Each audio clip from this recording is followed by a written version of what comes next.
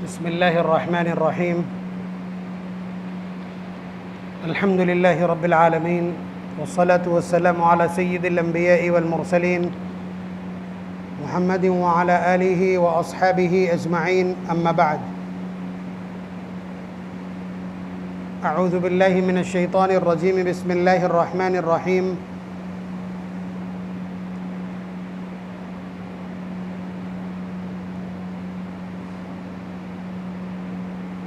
फ़अौजस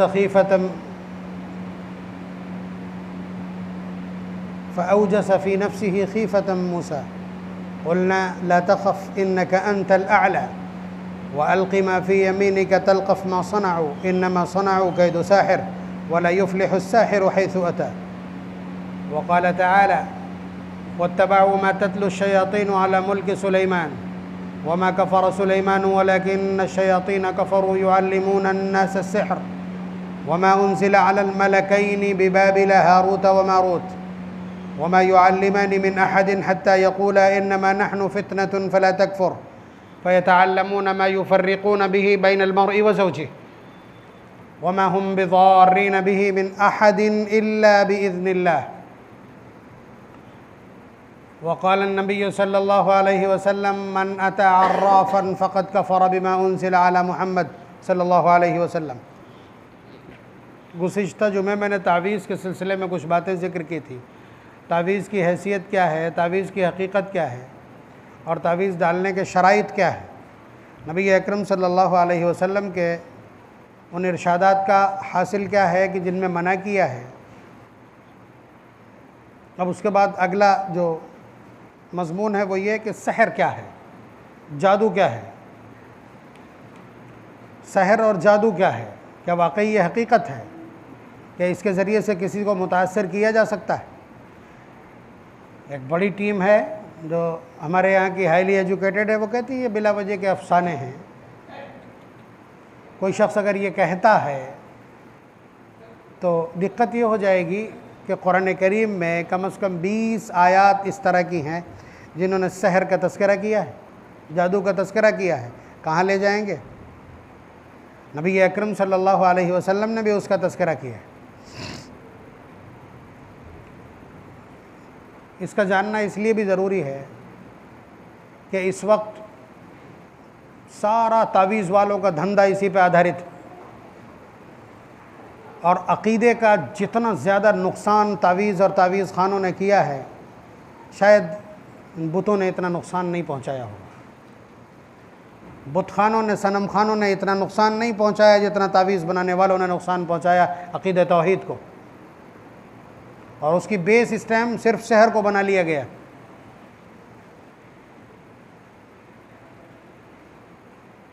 शहर के सिलसिले में एक बड़ा क्लियर चैप्टर है कुरान करीम का, सूरह बकरा पारा नंबर 1 में, जिसको मैंने अभी तिलावत किया है। वत्तबअू मा तत्लु अश्शयातीनु अला मुल्कि सुलैमान।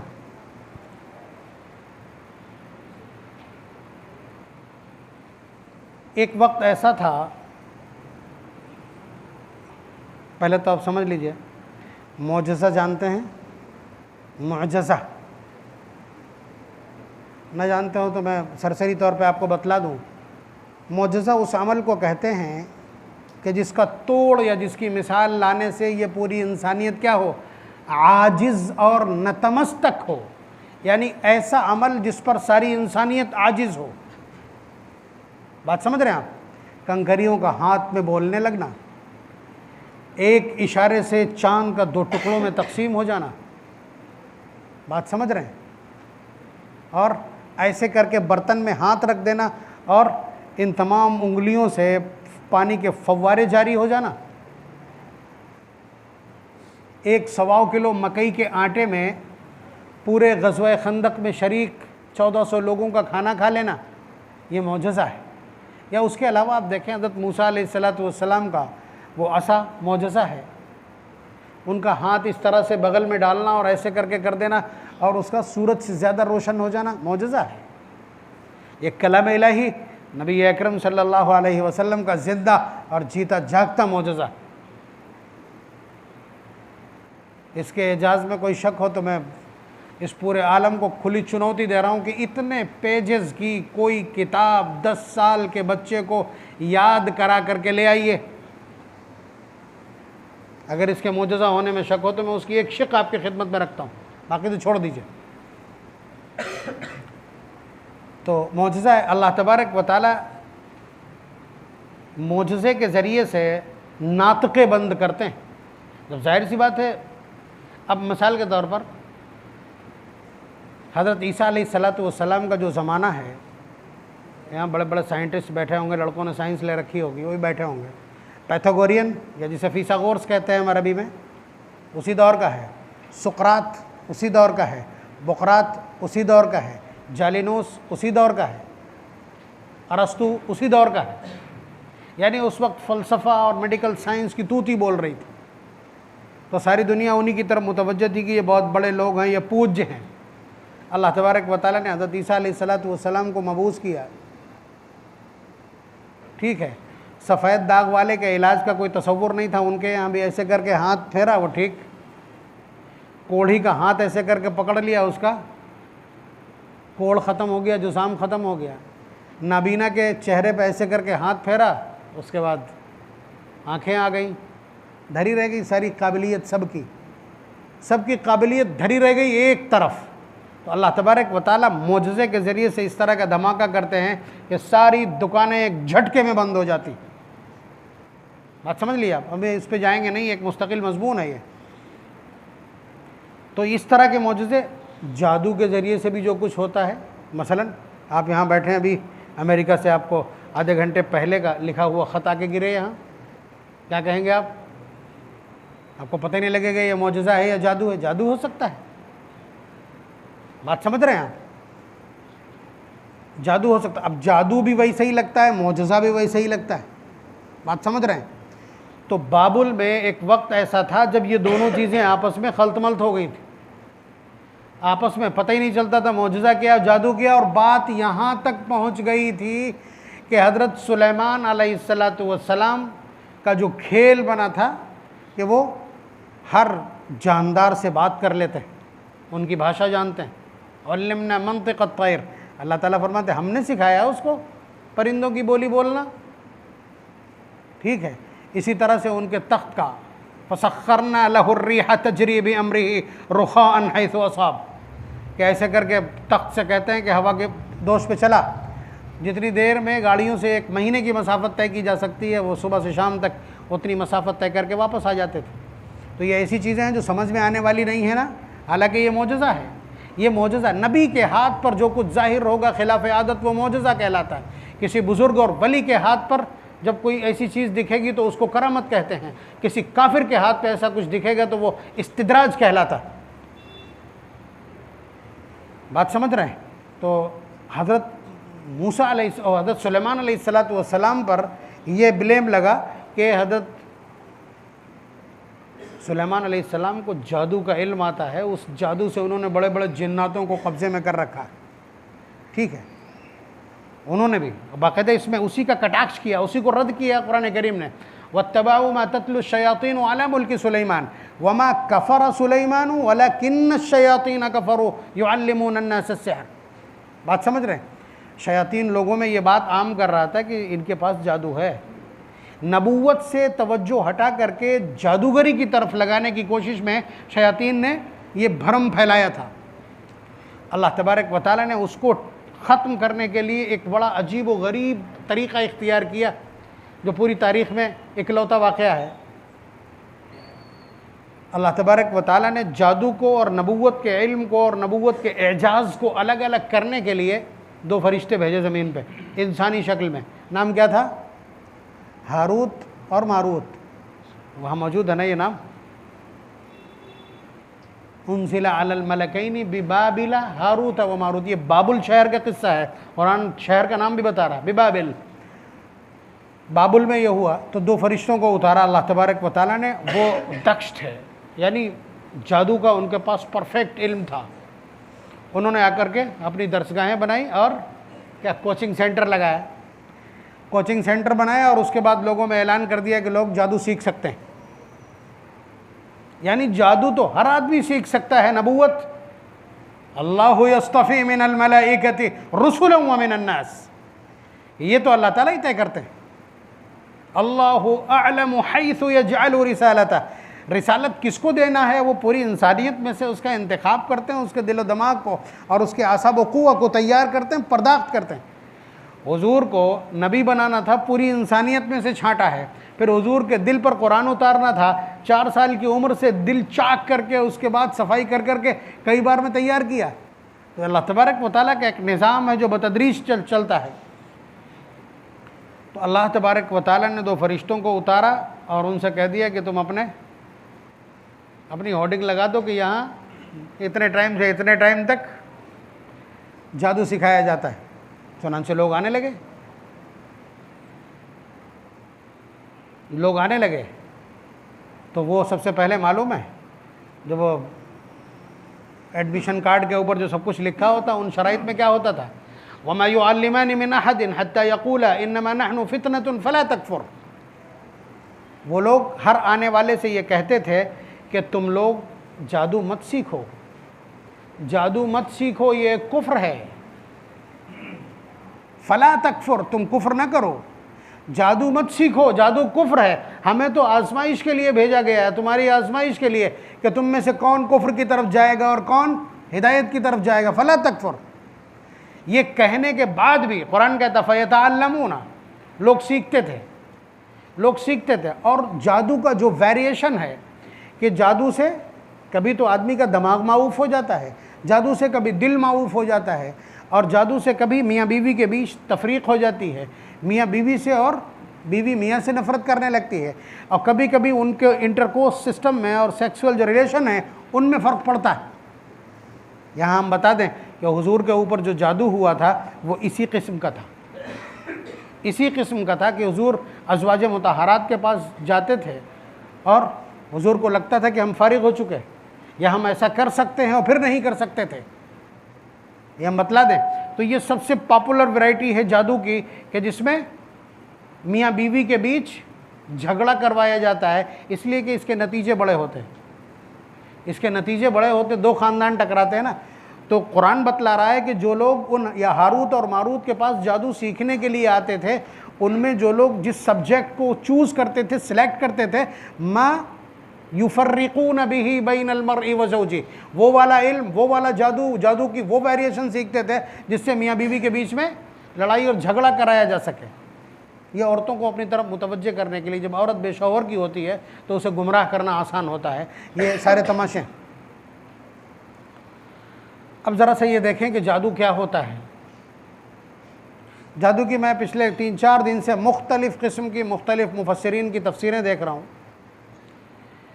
जादू एक असर होता है, एक ऐसा असर जिसका सबब दिखाई ना पड़ रहा हो, एक ऐसा असर, चाहे वो कलिमात का हो, चाहे वो झाड़ फूक का हो, चाहे वो मंतरों का हो, ऐसा असर जिसके असबाब मालूम ना हो और वो खिलाफ हकीकत लगे, एब नेचुरल हो, उसको जादू कहते हैं। तो अब उसके लिए बहुत आसानी से ये कह दिया जाता है कि जिस तरह अच्छे कलिमात के असरात होते हैं, मसलन आपने किसी के ऊपर चारों कुल पढ़ कर के दम कर दिए तो नज़र भी ख़त्म हो जाएगी, सहर के असरात भी ख़त्म हो जाएंगे, आसेब का असर है वो भी ख़त्म हो जाएगा, आयतल कुर्सी पढ़ दी तो ख़त्म हो जाएगा। तो नेक कलिमात का जब इतना बड़ा असर है तो बुरे कलिमात का भी तो बुरा असर होगा। ये एक फैक्ट है जिसे एक्सेप्ट किया जाता है। तो ये इस तरह मान लिया जाए। बात समझ रहे हैं? ये तो जादू की एक ऐसी तारीफ़ है कि जिसे पिछले 5000 साल से किया जा रहा है बराबर, लेकिन ये इतनी दमदार नहीं लगती। बात समझ रहे हैं आप? यानी इन कलिमात से लोगों को मुतासिर किया जाता है, किसी मंत्र से लोगों को मुतासिर किया जाता है, उसके अंदर तब्दीलियाँ पैदा होती हैं और वो तब्दीलियाँ सब की सब मनफी होती हैं, उनके असबाब नहीं दिख रहे होते। बात समझ रहे हैं?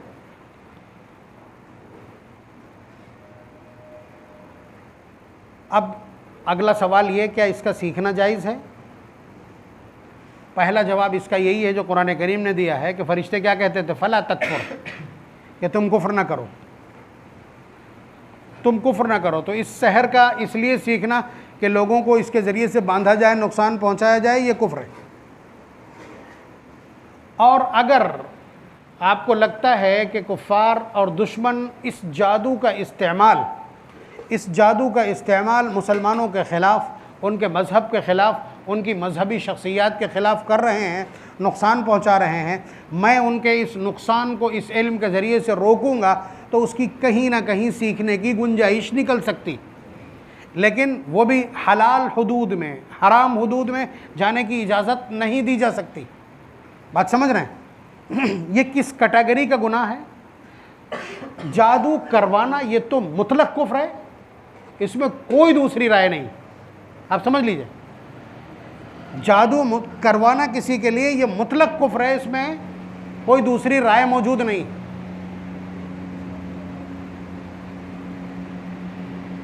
जादू का शरान क्या हुक्म है या वो गुनाह की किस कैटेगरी में आता है उसको समझिए। नबी अकरम सल्लल्लाहु अलैहि वसल्लम का इरशाद,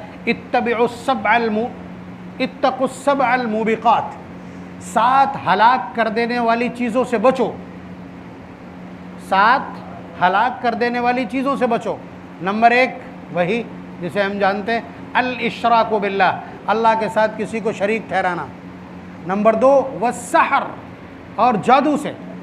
आप देखिएगा ज़रा कितना बड़ा गुनाह है। मैं यही इसकी कैटेगरी साबित करने के लिए आपकी खिदमत में सिर्फ शुरू के 7 में से 3 आपकी खिदमत में जिक्र कर रहा हूँ। नंबर 1 अल इशराकु बिल्लाह, नंबर 2 वस्सहर, नंबर 3 वक़त्लुन नफ्स अल्लती हर्रमल्लाहु इल्ला बिलहक़, किसी इनोसेंट का मर्डर कर देना, यानी कत्ल और शिर्क के पैरेलल है सहर और जादू। हुक्म समझ सकते हैं आप अच्छी तरह इसका।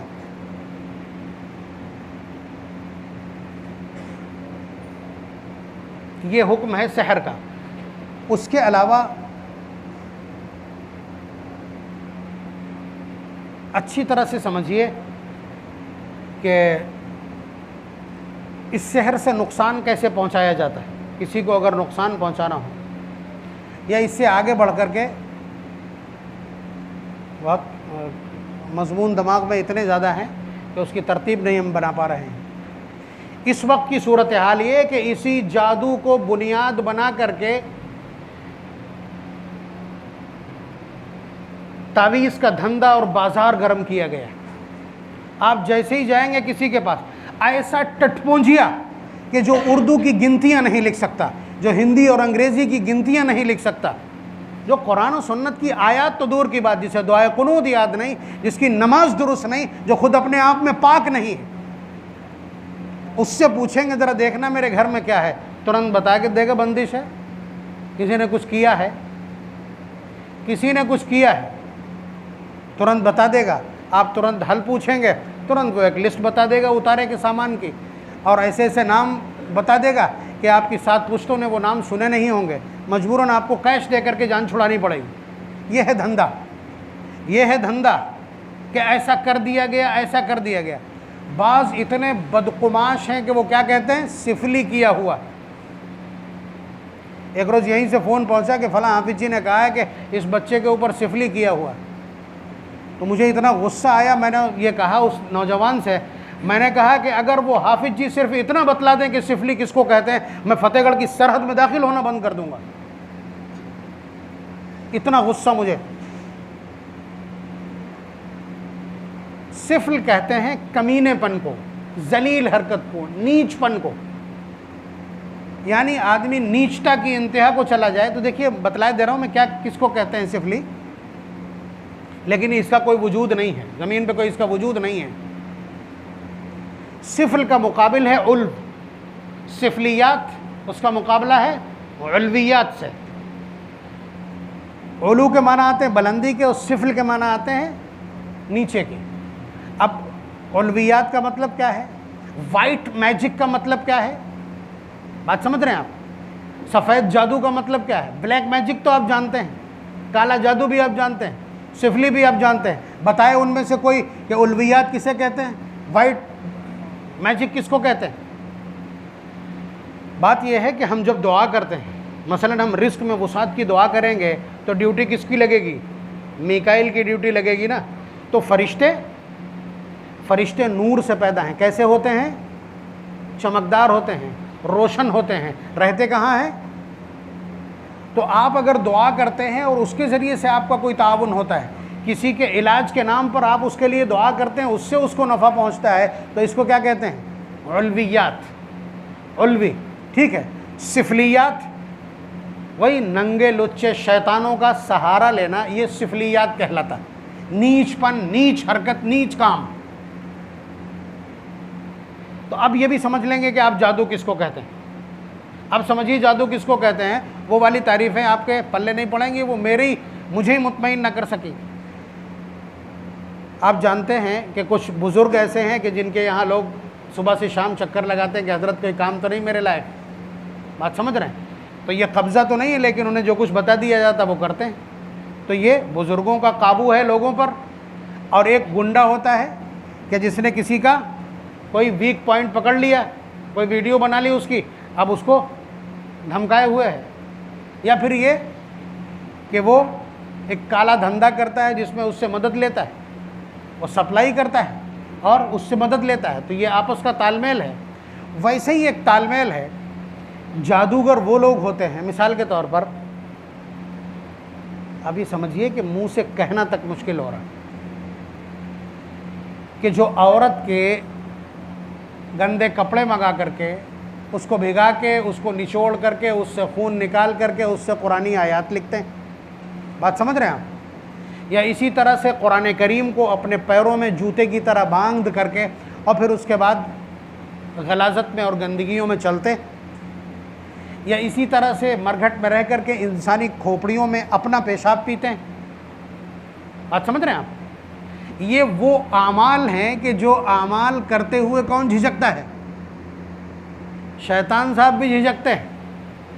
तो जब कोई आदमी ऐसे काम करने लगे कि वो उसको गुरु हो जाए, मसलन शहर का कोई बड़ा गुंडा है, बड़े बड़े उसने अपराध किए हैं, लेकिन कोई नया लड़का उससे बड़ा कोई अपराध करके आ जाए तो वो अपने पास रख लेगा, उसे अपने पास रख लेगा और कहेगा कि तुम हमारे काम आना, हम तुम्हारे काम आएंगे।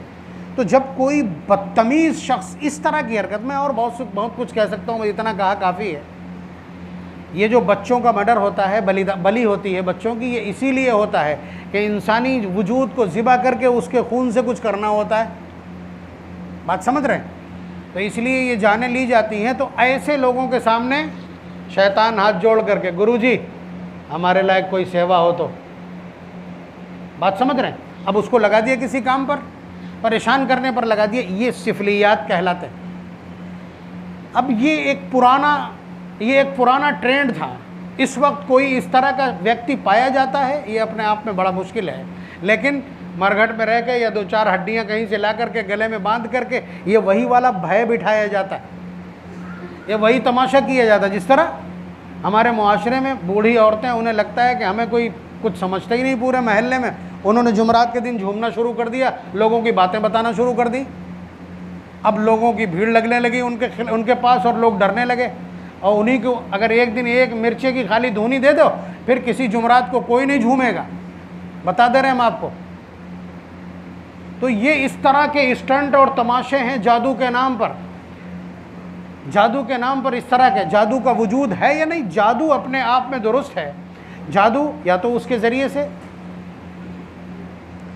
तख़य्युल पे काबू किया जाता है। हज़रत मूसा अलैहिस्सलाम के सामने जब जादूगरों ने वो रस्सियाँ और बांस डाले थे तो हज़रत मूसा अलैहिस्सलाम खौफ खा गए थे।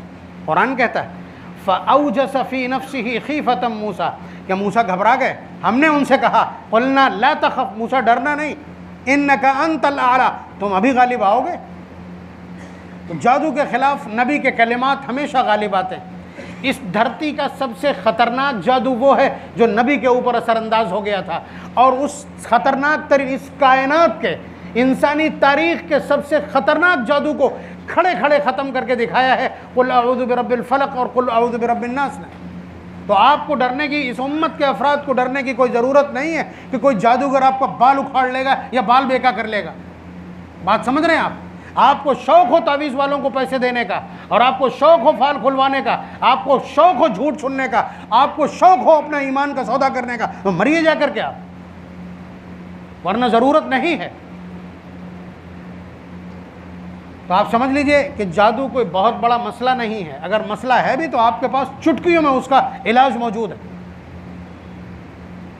मज़मून बहुत तवील था, मुख्तसर कर नहीं सकता हूँ, वक्त बहुत तंग होता। अल्लाह तबारक व तआला हमको समझ इनायत फरमाए और हर तरह के खौफ से, गैरुल्लाह के हर खौफ से हमें महफूज रखे, कुरान करीम की पनाह में रखे, कुरान करीम के कलिमात से अपने इलाज की तौफीक मरामत फरमाए। व आखिर दावाना अनिल हम्दुलिल्लाहि रब्बिल आलमीन।